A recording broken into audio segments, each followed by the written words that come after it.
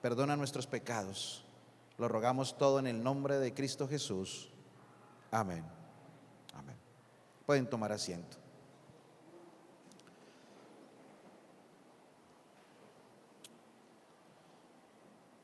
Hace 6 meses, como decía antes, estudiamos un poquito acerca de lo que decía el Evangelio de Lucas y de cómo Lucas refirió ese momento especial donde Jesús tomara esa última Pascua con sus discípulos. Y Lucas, igual que Marcos, fueron escritores de los evangelios, los cuales de alguna manera trataron de investigar, de indagar la vida acerca de Jesús.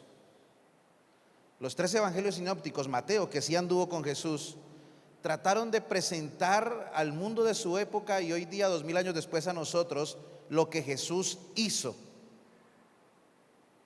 los acontecimientos cercanos a la vida de Jesús. No así Juan. El evangelio juanino no trató de explicarnos los acontecimientos ni lo que ocurrió alrededor de Jesús. Juan lo que trató en su evangelio fue demostrarnos quién era Jesús. ¿Notan la diferencia? ¿Alguien se puede parar aquí y tratar de contarles o decirles lo que ha hecho Enrique, David o Miguel o Brenda o John James o Miguel aquí? ¿Alguien puede pararse aquí a contar lo que pasó en la vida de ellos? Pero solamente las personas que conocen a estas personas pueden decirnos quiénes fueron esas personas o quiénes son esas personas. Tal vez en los 2 años que llevo aquí yo podría contarles algunas cosas de Miguel, lo que he visto que Miguel hace y lo que Miguel y lo que ha ocurrido cuando hemos compartido con Miguel. Pero tal vez en este lugar solo hay una persona que puede pararse aquí y decirnos quién es Miguel. ¿Quién sería esa persona? La hermana Marta. Nadie más. De los que estamos aquí, nadie más podría decirnos quién es Miguel. Pues bien, Mateo, Marcos, Lucas y Juan trataron de contar lo que pasó alrededor de Jesús, lo que hizo Jesús. Juan no. Juan lo que hizo fue decir quién era Jesús. Así que hace 6 meses nosotros tratamos con Lucas de una manera resumida de estudiar qué fue lo que pasó en el momento de la cena. Y nosotros tratamos, con la ayuda del Señor, de mirar esos simbolismos y hablamos lo que significaba la cena, lo que significaba lavarse los pies, lo que significaba comer el pan, el vino y todo el significado de eso y lo que eso conllevaba para nuestra vida espiritual. Hoy no. Hoy vamos a describirlo de acuerdo a lo que Juan nos mostró. Pero primero voy a repetir o recordar lo que dijo Lucas. Lucas en el capítulo 22, a partir del versículo 20, dice lo siguiente. Me gustaría que me apagaran un poquitico esta luz, la que está encima, para que se pueda leer un poquitico allá. Las personas, eso, ya pueden ver un poquitico más.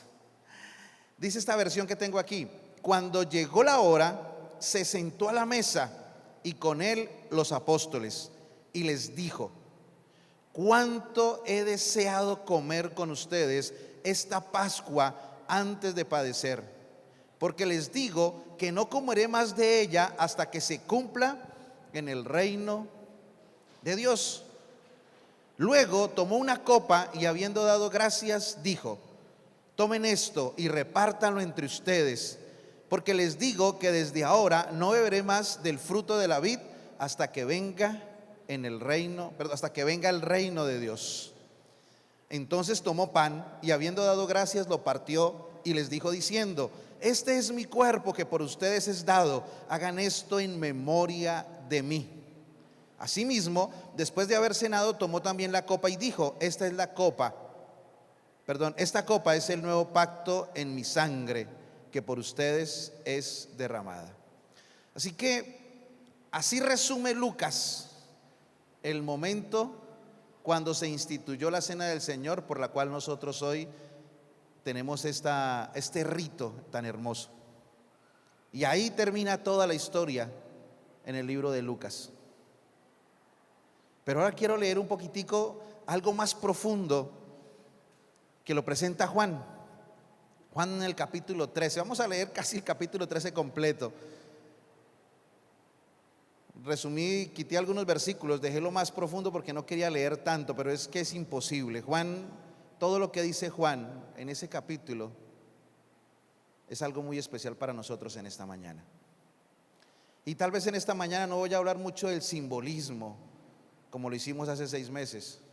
No voy a hablar mucho de los detalles teológicos y lo que caracteriza la cena del Señor. Yo quiero hablar un poquitico más de lo que ocurrió esa noche y de lo cual dejó marcado a los discípulos hasta su muerte, y yo creo que para la eternidad. Dice Juan en el capítulo 13 y empieza así: antes de la fiesta de la Pascua, sabiendo Jesús que había llegado su hora para pasar de este mundo al Padre, como había amado a los suyos que estaban en el mundo, los amó hasta el fin. Durante la cena, como el diablo ya había puesto en el corazón de Judas, hijo de Simón Iscariote, que lo entregara, y sabiendo Jesús que el Padre había puesto todas las cosas en sus manos, y que él había salido de Dios y a Dios iba, se levantó de la cena, se quitó el manto y tomando una toalla se ciñó con ella. Luego echó agua en una vasija y comenzó a lavar los pies de los discípulos y a secarlos con la toalla con que estaba ceñido. Juan va un poco más allá, y esta parte de la historia me llama poderosamente la atención, porque ese momento especial que Jesús estaba compartiendo era un momento único con ellos. Si ustedes se captaron, en Lucas dice cuánto había querido tomar esta Pascua con ustedes. O sea, Jesús deseaba de corazón compartir ese momento íntimo con esos 12 hombres. A Jesús lo seguían muchas personas. Habían muchas personas íntimas al lado de Jesús. Habían personas que se acercaban todo el tiempo detrás de Jesús, pero en este momento Jesús quería estar solo con los 12, a los que él había llamado cerca de su ministerio, los más cercanos a él. Y Juan comienza diciendo, los amaba y los amó hasta el fin. Juan se preocupa por decirnos a nosotros, por decir a los que leen la Biblia, a los oyentes, se preocupa por decirnos, Jesús amó a sus discípulos y los amó hasta el fin. Yo creo que hay algo que definitivamente marca la experiencia de la vida cristiana. Y estamos viviendo en un mundo en este momento, apreciados hermanos, donde la noción de la vida, donde la noción de los valores, la noción de lo puro, de lo honesto, la noción de lo que realmente vale la pena, se ha perdido por completo. Se ha perdido por completo. Y ustedes dirán, bueno, pastor, pues yo por lo menos estoy aquí en la iglesia, por lo menos trato de ser fiel y tengo mis ideas y mis valores completos. Y ustedes saben a qué me estoy refiriendo en este momento. Ustedes saben que el mundo, ayer estaba hablando con alguien y me decía, oiga pastor, cada vez este tema del homosexualismo y de la cuestión de género y del aborto y de todas estas cosas cada vez está cogiendo más auge, cada vez está volviendo más normal.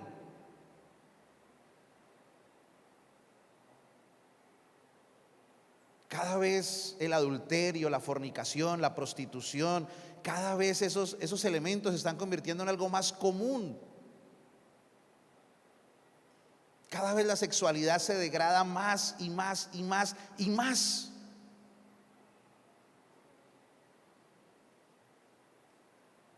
Eso en el mundo. Y nosotros podemos estar aquí sentados y decir, bueno, nosotros no participamos de eso, no comulgamos con eso, no queremos eso. Pero en el campo espiritual podemos también estar perdiendo la visión. Y esta pandemia que estamos viviendo, que aún no ha terminado y que nosotros a veces hablamos como que cuando la pandemia, como si fuera algo ya pasado, no ha pasado, todavía estamos en medio de la pandemia. Esta pandemia nos ha dejado a nosotros lecciones muy grandes como iglesia. Lecciones bien grandes como iglesia. Porque de alguna manera ha acentuado más la realidad del cristianismo que nosotros vivimos como iglesia, como individuos, como familia. Y es verdad, algunos se preocupan por la pureza del cristianismo, por la pureza de la doctrina, por la pureza de la norma, por la pureza de lo que se puede ver. Pero cuando yo leo a Juan, Juan se centra en la esencia de lo que es el verdadero evangelio. Y Juan comienza diciendo, o hablando en este capítulo, y dando la introducción diciendo: como Jesús los amó y los amó hasta el fin, su amor fue tan grande que decidió hacer este momento especial para los que amaba. Él quería darles una lección, él quería ese momento, hacer de ese momento un momento especial que jamás, que nunca se borrara de sus mentes, y lo cumplió. En Hechos de los Apóstoles dice Elena de White que los discípulos jamás olvidaron lo que ocurrió esa noche en el aposento alto. Y la razón por la cual Jesús lo hizo, por la cual les dio esa lección, era porque los amaba.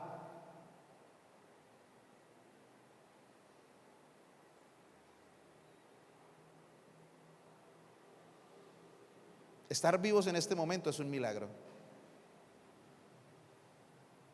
Estar vivos en este momento es un milagro. Porque estamos al pinochazo, dijo alguien estos días. Esta semana hablaba con una hermana. Le hicieron yo estuve en la casa de ella la semana pasada, me hospedé 3 días allá en Bogotá en la casa de ella, que fuimos a hacer un trabajo para la Unión, estuvimos ahí y disfrutamos, sonreímos, hablamos. Me llama la semana pasada, finalizando la semana pasada, y me dice: pastor, estoy en el hospital, tengo apendicitis, me van a operar.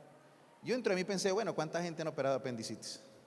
Pero el problema es que a ella le hicieron una cirugía hace unos años atrás, y después de la cirugía le dio un trombo, y el trombo casi la mata. Entonces el médico le dijo: cuando le hagan otra cirugía, trate que no le hagan cirugías. Usted está propensa a los trombos, le hacen otra cirugía y ese trombo sí la puede matar esta vez. Así que todos estábamos orando para que cuando le hicieran la cirugía no fuera a pasar nada. Cuando salió yo le dije: hermana, ¿cómo va? No, ya estoy en la casa, ya me dieron de alta. Yo dije: qué bueno, qué bendición. Y entonces me dice: pastor, me dieron unas inyecciones para que no dejen que la sangre se coagule por 15 días. Después de 15 días igual me puede dar trombos. Y preciso va una hermana de ella, hermana de sangre, a visitarla 8 días después de la cirugía, y le dice: ay, hermanita, es que en la empresa donde yo trabajo, un compañero mío lo operaron. Después de los 15 días, los médicos dijeron: ya no hay que ponerle más anticoagulante, y al otro día le dio un trombo y se murió.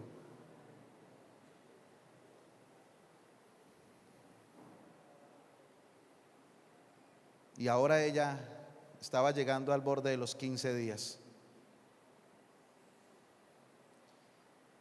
Y me mandó un audio diciéndome: pastor, ore por mí. Y en el audio se quebró, se puso a llorar. ¿Por qué será que ocurren esas cosas en nuestra vida? ¿Por qué será que a veces nos golpea el sufrimiento? Porque a veces tenemos que tener un hijo hospitalizado, o se nos muere un ser querido, o viene el cáncer. Siempre, siempre, siempre cuando un hermano en la fe, o un hermano mío, o un familiar mío me llama y me dice: tenemos este problema, yo siempre pienso: Señor, ¿qué lección estás queriendo dar? Porque las cosas no son de gratis. Algunas nos las ganamos nosotros con nuestras malas decisiones. Tomamos malas decisiones y tenemos que cosechar lo que sembramos, pero otras no. Y yo siempre pienso: ¿qué lección nos querrás dar, Dios? ¿Qué lección? ¿Qué quieres que aprendamos?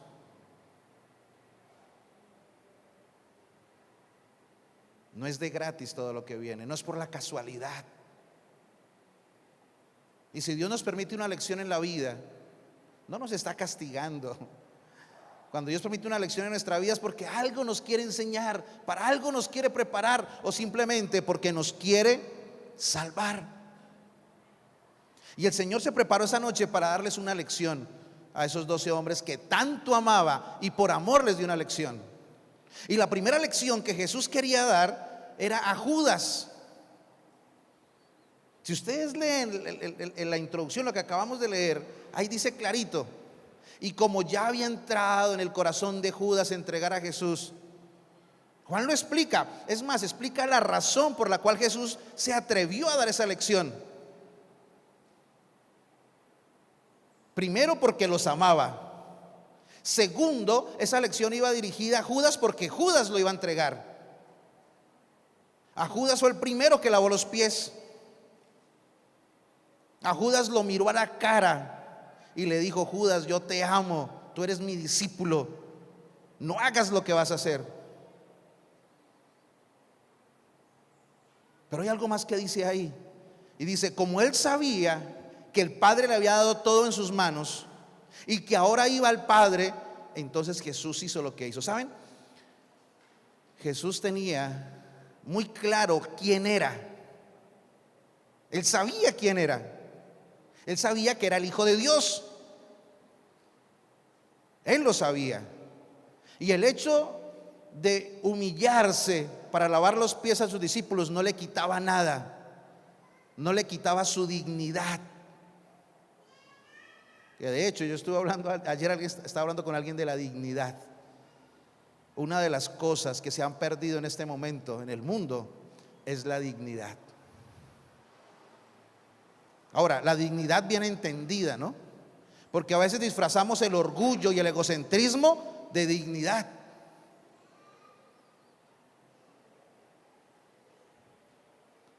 Y yo no estoy hablando de la dignidad ante los demás. ¿Qué es lo que los demás piensan de mí? No, eso no es dignidad. Dignidad es lo que yo pienso de mí mismo. Dignidad es la medida de respeto que yo me doy a mí mismo. Yo siempre le digo a los jóvenes: nadie te va a respetar más de lo que tú te respetas a ti mismo. Y cuando un joven se suma en las drogas, en la pornografía, en la adicción, en la prostitución, o en el sexo ilícito, o en lo que se meta, cuando juega con su propia dignidad, no por lo que dirán los demás, sino mi dignidad, ¿cuánto valgo yo a mis propios ojos? Por eso Jesús le dijo, nos aconsejó que en la medida en que nosotros nos amáramos, podríamos llegar a amar a los demás. Para poder amar a los demás tenemos que amarnos nosotros mismos en la misma medida. Y en la medida en que nosotros nos respetemos, respetamos a los demás. Y en la medida en que nosotros nos valoremos, valoramos a los demás.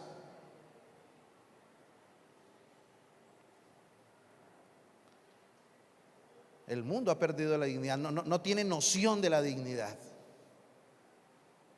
No tiene noción de la dignidad. Esos días escuchaba una entrevista que le hicieron a una dama que trabajaba una prostituta es la palabra, para que me entiendan bien, no la quería adornar. Todo lo que le pagan por hacer, las cosas más raras, le preguntaba al periodista: ¿qué es lo más raro que le han pedido que haga por dinero? Y contaba unas cosas que yo jamás en mi mente me las hubiera imaginado que alguien pidiera hacer para sentir placer.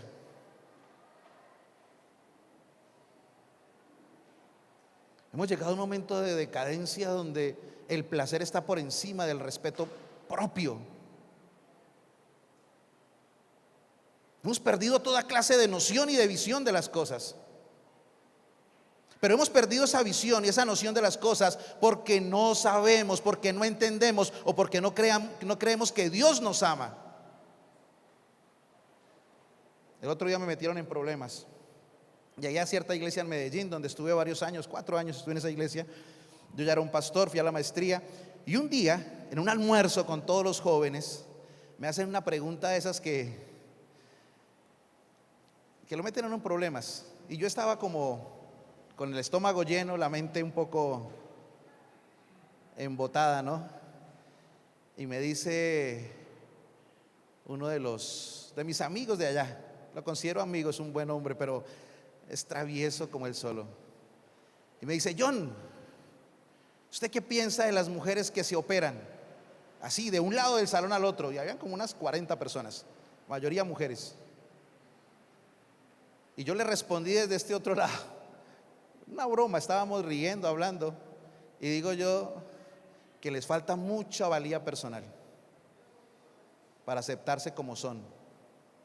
¡Ja! Casi me apedrean esa tarde en la iglesia ahí.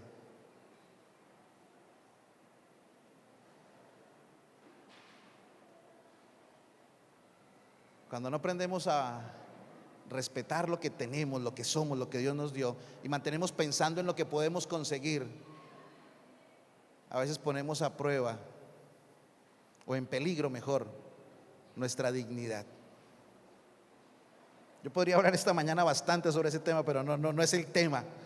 Lo que quería decir es que Jesús tenía tan claro su propósito en la vida que no fue para él un problema hacer lo que hizo. Eso es lo que está diciendo Juan.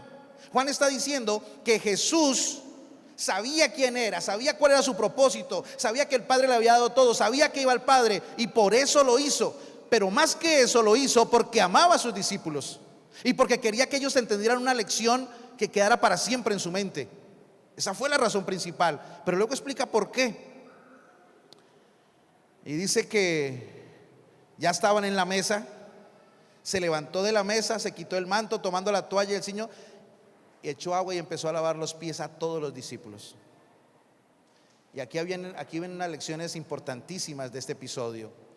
Cuando estaba haciendo eso, dice Juan, con detalles, dice: llegó a donde estaba Simón Pedro. Y cuando le fue a lavar los pies a Simón Pedro, miren lo que Simón Pedro dijo: Señor, ¿tú me lavarás los pies a mí? Respondió Jesús y le dijo: lo que yo hago, tú no lo entiendes ahora, pero lo comprenderás luego. Mire, a mí me encanta trabajar con los jóvenes, estar con los jóvenes, porque están abriéndose a la vida. Y cuando uno está en esa edad joven, uno tiene muchas perspectivas de la vida infundadas por los padres, por los pares, o sea, por los amigos, por las circunstancias, o porque le gusta ver series, por las películas. Bueno, se crea una perspectiva de la vida de acuerdo a los que lo rodean. Y a veces esa perspectiva de la vida es ser famoso, tener plata, o simplemente es tener una familia, que no está mal, y tener hijos. Y cada quien se crea una perspectiva de su vida de acuerdo a su entorno. Se la crea, pero no la conoce, apenas la está visualizando. Y entonces ahí me gusta mucho relacionarme con los jóvenes y preguntarles qué piensan de la vida, qué quieren hacer, cuáles son los planes. Y trato de alguna manera como de abrirle los ojos, como de que puedan ver un poquitico más allá de lo que tienen ahí entre el parietal y el, ¿cómo se llama el de atrás? Y el occipital.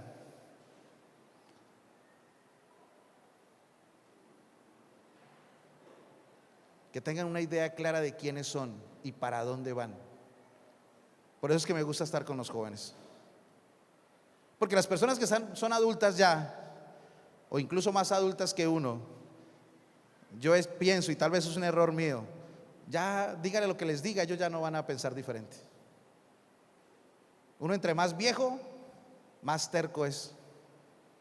Entre más viejo, menos escucha a los demás. Yo ya viví la vida. Y si el que le está diciendo es más joven, menos le pone cuidado. Entonces yo digo, bueno, con los más adultos pierdo el tiempo, con los jóvenes todavía puede hacer algo.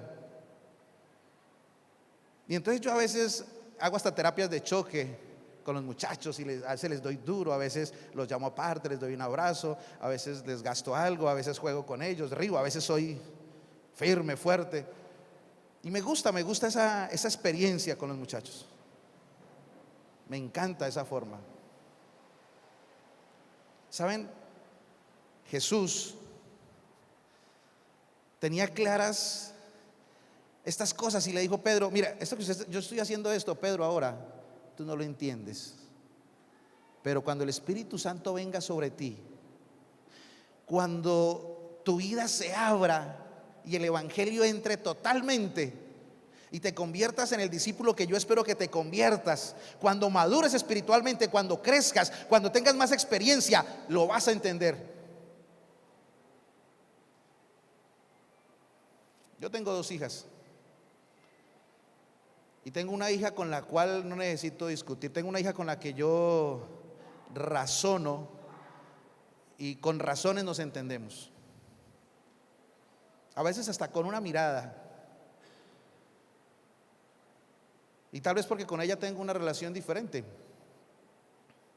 Ella siempre ha sido más tierna, más cercana. Cuando ella estaba pequeñita, un añito y medio, yo me levantaba para estudiar. Mi hija mayor se iba para el colegio, yo me ponía a estudiar. Ella se levantaba, subía al 3er piso donde tenía mi estudio. Cuando yo sentía que alguien estaba como detrás mío, yo miraba y la veía ahí mirándome. Yo decía: mami, ¿qué haces? Y descalza, venga para acá. Y me decía: papi, es que no tengo sueño. Entonces yo la sentaba en mis piernas, ella se quedaba conmigo mientras yo seguía estudiando y se quedaba dormida, 10 segundos y se quedaba dormida otra vez. No tenía sueño, quería estar ahí sentada en las piernas del papá y se quedaba ahí dormida. Y todo el tiempo mientras ella estuvo en el bachillerato, siempre yo la llevé al colegio, siempre, y siempre la recogía. Pero en las mañanas, ya cuando quedamos solos, ella y yo, porque mi hija mayor ya ha salido del bachillerato, ya le lleva 8 años a la menor, teníamos nuestras conversaciones íntimas de los dos. Pero no así con la mayor es diferente. Con la mayor paso más tiempo, la mayor es la que me ayuda en todo, es mi brazo derecho, estamos para todo lado, viajamos, hacemos. Y nuestra relación es muy diferente, pero es con la que más comparto, por lo menos más tiempo. ¿Saben? Cada relación con Dios, cada relación de cada uno de sus hijos es diferente con Dios. Dios no tiene una relación igual con todos nosotros. Cada uno de nosotros se relaciona de manera diferente con Dios, y Dios se puede relacionar con todos y todo el tiempo. Porque somos diferentes, porque de alguna manera Dios nos creó diferentes, porque pensamos diferente, sentimos diferente, vemos las cosas de manera diferente, aunque creemos lo mismo y creemos en el mismo Dios.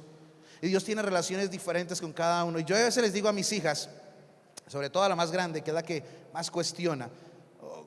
Bueno, ambas cuestionan bastante, pero la mayor cuestiona en asuntos más prácticos de la vida. Y yo siempre le digo a mi hija: cuando usted sea más grande, cuando usted sea mamá, cuando usted es la que esté en su casa y sea su casa, usted me va a entender. Y ella siempre me hace muecas: puro pretexto. Es puro pretexto. Como no me sabe explicar por qué, entonces el pretexto es: cuando sea más vieja va a entender. Pero es la verdad. Cuando uno llega a ciertas experiencias de la vida es cuando llega a entender las cosas. Solo se sabe qué es ser padre cuando se tiene hijos. Solo se sabe qué es ser viejo cuando se llega viejo.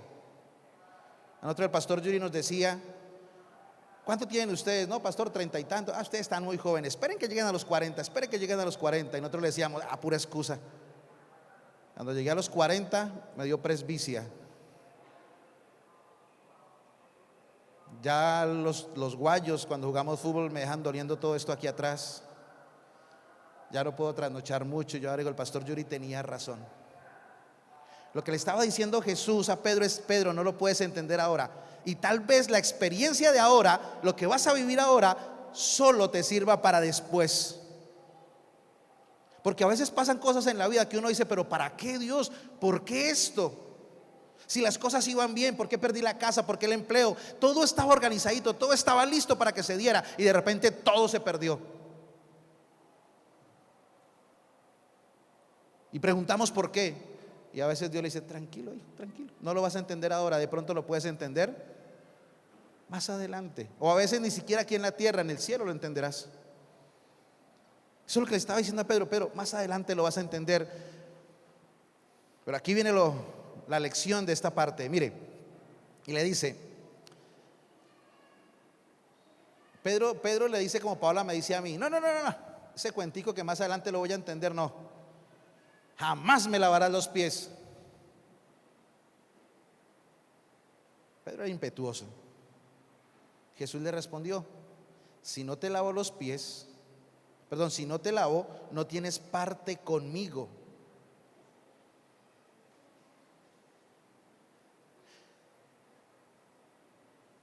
¿Saben que el rito de humildad, hermanos? Yo pregunto por molestar a veces a los muchachos y a los hermanos: ¿qué es más importante, que nos laven los pies o nosotros lavarlos? ¿Por qué hacemos el rito de humildad? ¿Qué es lo que nos lleva a hacer el rito de humildad? ¿Qué es más importante, que yo tenga que lavar los pies al hermano o que el hermano me los lave a mí? Muchos contestarían que yo se los lave porque es el rito de humildad, aunque realmente no se debería llamar así, se debería llamar el rito de purificación. Porque lo que significa lavarse los pies es volverse a bautizar. Eso es lo que está diciendo Jesús allí. Mire lo que sigue diciendo el texto, mire. Dice: Señor, entonces no solo los pies, sino también las manos y la cabeza. Y Jesús le dijo: el que se ha lavado no tiene necesidad de lavarse más que los pies, pues todo está limpio y ustedes están limpios. Bueno, aunque no todos, dijo Jesús. ¿Qué es lo que estaba tratando de querer enseñar Jesús? Miren, esto que nosotros hacemos, aunque es un simbolismo, es un rito, y a veces nosotros como que no le encontramos el sentido más profundo, tiene un sentido muy, muy profundo. Se llama el rito de comunión. Nosotros tomamos la cena y nos acercamos a la sangre y al cuerpo para tener comunión, para sentirnos y estar cercanos a Cristo Jesús. El otro día fui a llevar la cena a unos enfermos, ¿no? Un par de adultos mayores. Cuando llegué estaban ahí en un rifirrafe los dos ahí. Uno es niño y cuando llega viejo es peor que un niño. Y estaban ahí discutiendo por una cosa que ya no me acuerdo, pero a mí me dio como risa, ¿no? Y como a mí me dio risa, ellos se enojaron conmigo, porque yo no le presté como mucha importancia al asunto. Y me preguntaron para que yo fuera el árbitro de la pelea. Y yo les dije: no, hermanos, vamos a tomar la cena, Se molestaron conmigo. Ahora también estaban bravos entre los dos, bravos conmigo. Y yo traté de explicarles lo que íbamos a hacer. Íbamos a tomar la cena, que era un momento de comunión, de paz, de tranquilidad. Pero nunca lo entendieron. Bendije el pan, bendije el vino, tomaron la cena. El hermano empezó a contarme un poco de cosas por allá negativas de la esposa, y bueno, discutieron, y yo finalmente me fui. No me quise quedar ahí porque la atmósfera estaba fea.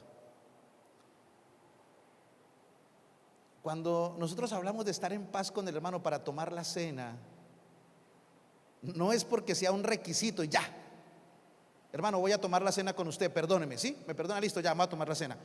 No. O sea, no se trata de eso. Se trata de un momento especial, de un momento alegre, de un momento donde yo puedo compartir con Dios y estar cerca de Él. Es como cuando me estoy casando en el altar. Bueno, hay gente que a veces es tan seria, pero yo he casado muchas parejas y yo puedo ver bueno, hay nervios, hay cansancio, hay de todo de una pareja cuando se va a casar, porque mil cosas se están haciendo. Pero cuando estamos en el momento de los votos, y yo los miro a la cara, los pongo a que se miren, ese es el momento especial de ellos.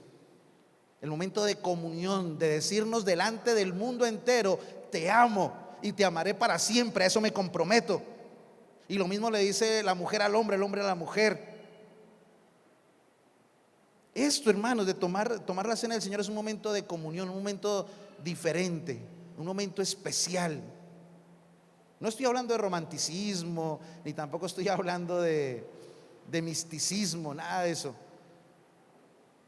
Jesús quiso que ese momento fuera algo especial para ellos, y quería dejar las lecciones que ya les comenté y el tiempo se me está yendo. Pero miren, si alguno de ustedes en esta mañana ha venido aquí y siente que falló al Señor, que no es digno, que siente que aún no está salvo y que siente que tal vez si llegara a morir hoy se perdería, hoy tiene la oportunidad para acercarse al Señor y decirle: Señor, yo creo en tu palabra, creo en ti, perdóname por favor, dame otra oportunidad. Ese es el compás, este es el compás, el espacio que Dios abre, el compás que Dios abre para que nosotros tengamos la oportunidad de pedir perdón por nuestros pecados y de lavar nuestros pecados. Cuando hacemos el rito de humildad, cuando nos lavan los pies, ahí están siendo lavados nuestros pecados, como el día que lo hicimos en la pila bautismal. Y cuando tomamos el pan y el vino, ahí es el momento especial donde podemos decirle: Señor, perdóname. Y Dios te perdona. ¿Cuánto necesita Dios para perdonarte? ¿Qué necesita Dios para perdonarte? Bíblicamente, ¿qué es lo que Dios necesita para perdonarnos? Que reconozcamos y que nos arrepintamos. Y es más, el reconocerlo y el arrepentirnos no procede de nuestro corazón, procede del Espíritu Santo. Así que si Dios te trajo hoy aquí y estás aquí, pide al Señor que te dé arrepentimiento a través del Espíritu Santo, que te ayude a reconocer tu pecado, para que pidas perdón por ellos. Y hoy en comunión con el Señor salgas de este lugar en paz, salgas libre, y no sientas que el pecado te sigue atormentando y que el pecado te sigue arrastrando por una vida porque podemos ser adventistas de años, pero podemos estar más perdidos que cualquiera. Y miren, después de que Jesús lava los pies, dice: así que después de haber lavado los pies, tomó su manto, se volvió a sentar a la mesa y les dijo: ¿entienden lo que les he hecho? Ustedes me llaman maestro y señor, y dicen bien, porque lo soy. Pues bien, si yo, el Señor y el maestro, lavé sus pies, también ustedes deben lavarse los pies los unos a los otros, porque ejemplo les he dado, para que así como yo hice, ustedes también lo hagan.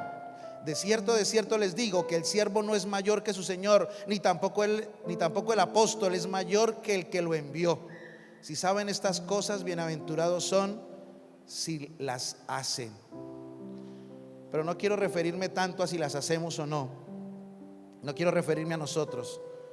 Yo podría decirles en esta mañana: si ven, Jesús lo hizo, hagámoslo nosotros. Seamos humildes, seamos serviciales. No, yo quiero centrarme en algo que Jesús hizo ahí. Jesús es Dios. Jesús es el creador del universo. Jesús es el Señor.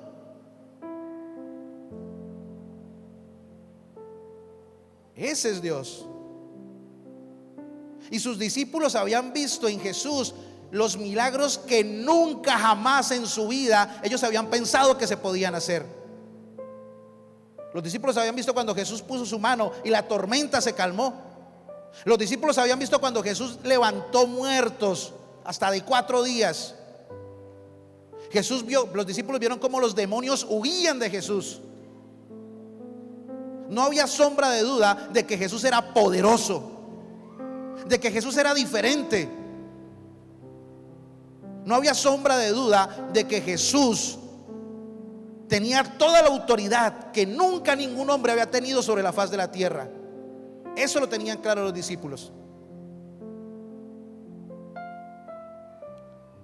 Y de repente ese hombre con todo el poder, ese hombre con toda la autoridad del universo, se quita su capa, se pone una toalla, saca una palangana y empieza a lavar los pies de sus humildes discípulos. Jesús quería enseñarles que Él estaba dispuesto a hacer lo que fuera necesario para que ellos entendieran, para que ellos lo aceptaran, que Él iba a hacer lo necesario para salvarlos. Y lo que nos está diciendo a nosotros hoy con ese pan y esa sangre es que Él estuvo dispuesto a morir para perdonarnos, para darnos la oportunidad de vida eterna.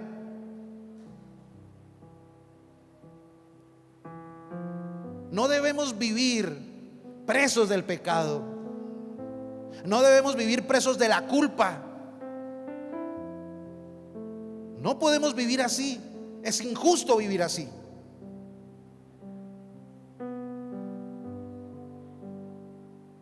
Porque Jesús ya lo hizo todo para liberarnos. Jesús estuvo dispuesto a todo estuvo dispuesto. Se hizo pecado por nosotros para liberarnos. ¿Por qué seguir viviendo esclavos? ¿Por qué seguir dejando que el pecado dañe nuestra dignidad, que el pecado nos arruine, que el pecado nos hunda? ¿Por qué dejar cuando Dios ya hizo todo lo necesario para liberarnos, para quitarnos los grilletes, para quitarnos las cadenas? Él ya nos liberó. Y nosotros seguimos a veces esclavos del pecado porque queremos, porque Él ya lo hizo todo. Ya no hay nada más para hacer. Y yo sé que hay jóvenes en esta mañana aquí en vivo por la transmisión, y adultos también, que están presos de la pornografía o de la adicción al sexo o a los vicios, a qué sé yo. Usted, cada uno sabe en qué está preso. No hay por qué estarlo. Jesús hizo todo lo que debía hacer. Hizo todo lo que debía hacer siendo Dios. Ese día le dijo a los discípulos, tal vez usted ahorita no lo pueden entender. ¿Saben lo que Jesús dijo cuando iba descendiendo por el monte de las Olivas? Y mira, Jerusalén se pone a llorar porque cuando iba descendiendo, antes de hacer la entrada triunfal que nosotros conocemos, en visión vio cómo Jerusalén fue destruida por los romanos. ¿Y saben lo que Jesús dijo? Dijo, si tan solo hoy tú conocieras el día de tu visitación, pero tus ojos están cerrados. Hoy Dios, hermanos, nos dio este compás y nos abrió esta oportunidad de arrepentirnos de nuestro pecado, de dejar de ser esclavos de la maldad. Hoy nos está dando ese compás. Ojalá nuestros ojos no estén cerrados como Jerusalén. Ojalá podamos abrir el corazón a Dios esta mañana en medio de este momento especial. Podamos pedir perdón de nuestros pecados, podamos arrepentirnos de ellos y salir de este lugar renovados, transformados, para comenzar una nueva vida en Cristo Jesús. Hoy tenemos esa oportunidad, y Jesús le dio esa oportunidad a los discípulos ese día.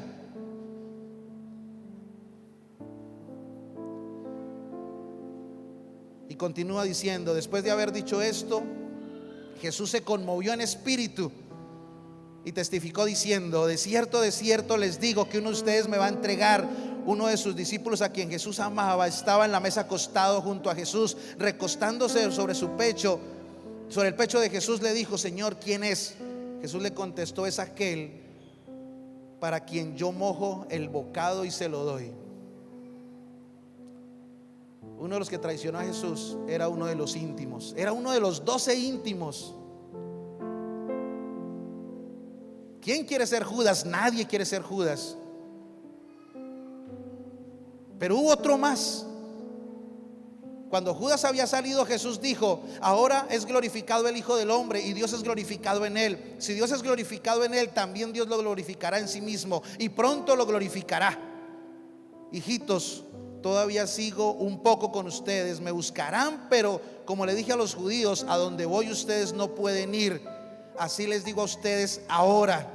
Simón Pedro le dijo: Señor, ¿a dónde vas? Le respondió Jesús: a donde yo voy no me puedes seguir ahora, pero me seguirás más tarde. Le dijo Pedro: Señor, ¿por qué no te puedo seguir ahora? Mi vida pondré por ti. Jesús le respondió: ¿tu vida pondrás por mí? De cierto te digo que no cantará el gallo antes que me hayas negado 3 veces. Judas creyó que lo que estaba haciendo estaba bien. Pedro estaba seguro que nunca negaría a Jesús.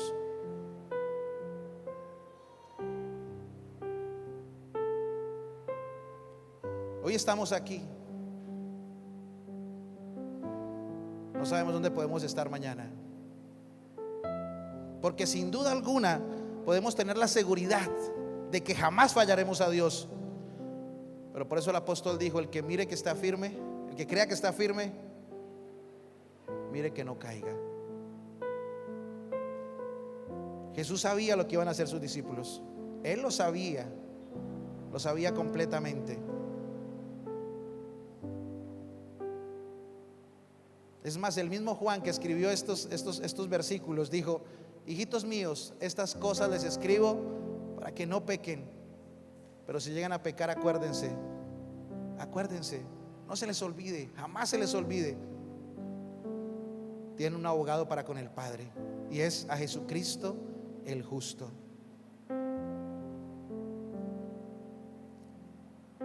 Mis apreciados, si tan solo nosotros pudiéramos vivir esa vida, tuviéramos esa experiencia plena, completa, diaria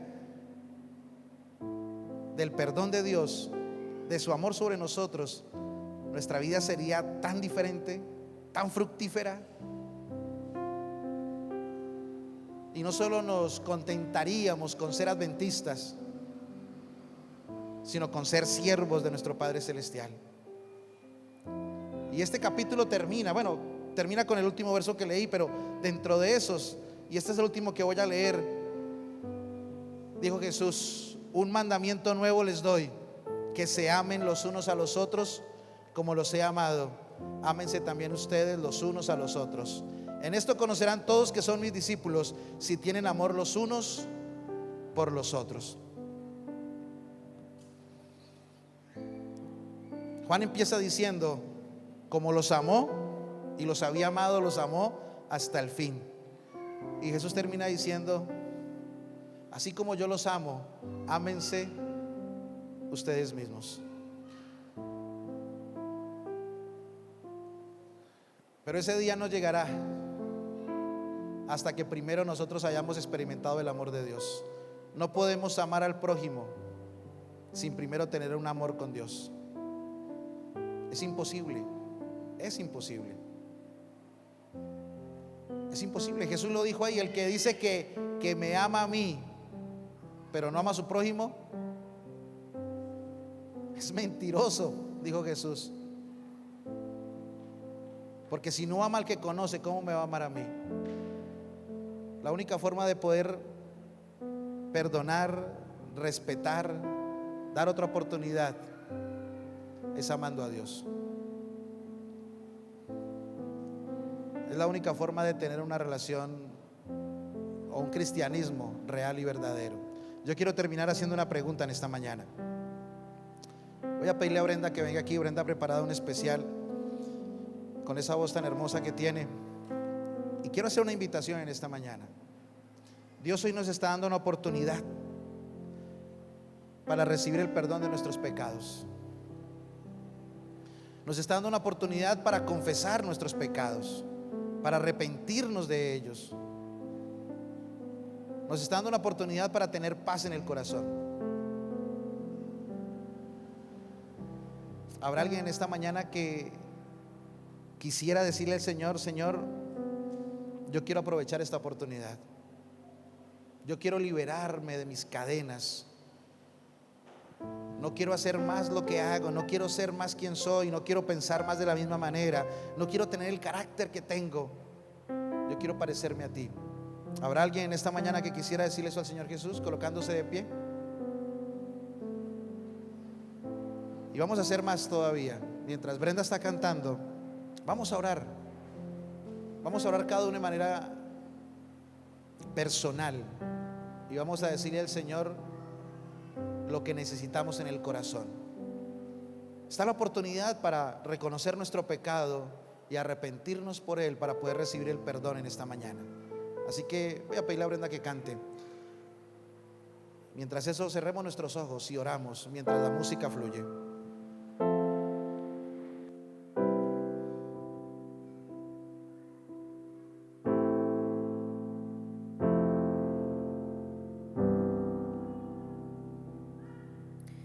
De cada montaña viene salvación. Antes que me llames, aquí estoy. Hoy abro tus ojos, puedes descansar. Mira cómo ganas sin pelear. Adelante de ti voy.